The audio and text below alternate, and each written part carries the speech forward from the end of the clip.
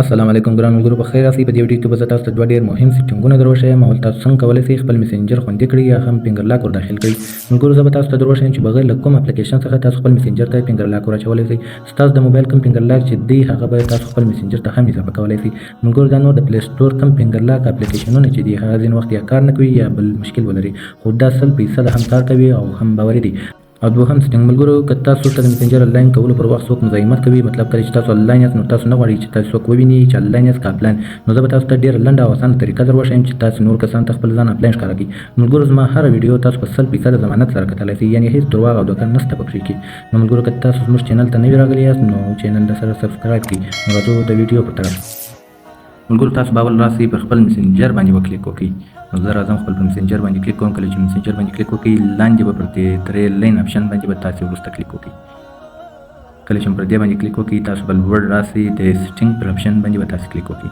نو بیا به تاسو لاندې راسئ پر دې آپشن باندې به تاسو کلیک وکړئ.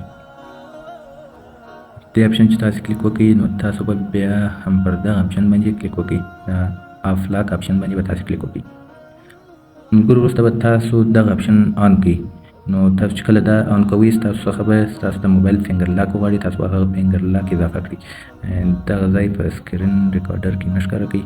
ملګرو ته دلته به ستاسو څخه وپوښتي یعنې تاسې کوم آپشن غواړئ استعمال کړئ، یعنې 1 دقیقه 15 دقیقې 1 ساعت. دا هغه آپشنونه دي ملګرو. که تاسو 1 دقیقه انتخاب کړئ نو تاسو چې کله مسینجر ته ننوځئ ستاسو فینګر لاک به ستاسو څخه وغواړي. کله چې تاسو وروسته ووځئ بیا مسینجر ته داخلېږئ نو تر 1 دقیقې پورې به ستاسو بیا فینګر لاک نه وغواړي. نو دغسې هم 15 دقیقې 1 ساعت تاسو کولی شئ استعمال کړئ. زه خو راځم ملګرو لوړ آپشن انتخابوم. دا آپشن هغه آپشن دی ملګرو چې کله تاسو مسینجر ته ننوځئ بیرته ووځئ بیا ننوځئ نو بیا دستي فینګر لاک غواړي. نو زه اوس ګورم ملګرو دلته ما څخه بیا فینګر لاک غواړي. ما فینګر لاک ورکړئ، بیا ګورم بیا فینګر لاک غواړي. نو ملګرو ما لوړ آپشن انتخاب کړئ. تاسو چې هر آپشن انتخابوئ اوس راځو ملګرو بیرته پر دې لاندې آپشن باندې کلیک کوو. بیا راځو پر دې سیټینګ آپشن باندې به کلیک وکړو.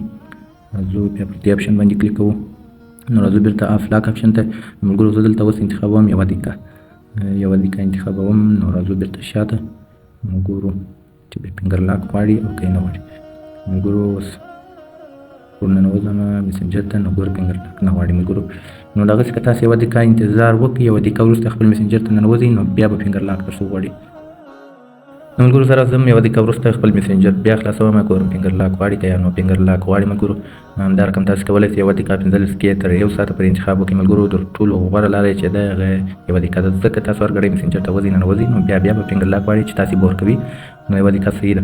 نو ملګرو راځو دویم سیټینګ لپاره. دویم سیټینګ د دې لپاره دی چې تاسو نه غواړئ تاسو یو څوک وویني چې آنلاین یاست که آفلاین. نو راځو اول به تاسو خپل مسینجر باندې کلیک وکړئ. بیا راځو پر دې لاندې آپشن باندې به تاسو کلیک وکړئ. بیا راځو لوړ تاسو به بیرته پر سیټینګ آپشن باندې به کلیک وکړئ. نو راځو پر دې آپشن باندې به تاسو کلیک وکړئ. ملګرو دا آپشن ما اف کړی دی. نو تاسو چې کله دا آپشن خلاص کړئ نو دا به آن وي. بیا تاسو کولی شئ چې آف یې کړئ. نو ملګرو کله چې تاسو دا آپشن آف کوئ دلته به ستاسو څخه پوښتنه وشي چې مثال تاسو د څونه وخت لپاره غواړئ چې خپل ځان خلکو ته آفلاین وښایاست. ملګرو دا مې تاسو ته څو آپشن درکړي دي 1 ساعت 8 ساعته د وخت او ستاسو ته خوښ ده. نو زه راځم ملګرو د اول آپشن انتخابوم. بیا به تاسو پر دې لاندې آپشن باندې به کلیک وکړئ. کله چې تاسو پر دې آپشن باندې کلیک وکړئ دا آپشن به اف شي ملګرو. دا په هغه صورت کې تاسو اف کولی شئ چې تاسو ته څوک مزاحمت کوي نو تاسو ته اف کړئ. نو بیا به تاسو هېڅ چاته نه معلومېږي چې تاسو آنلاین یاست که آفلاین.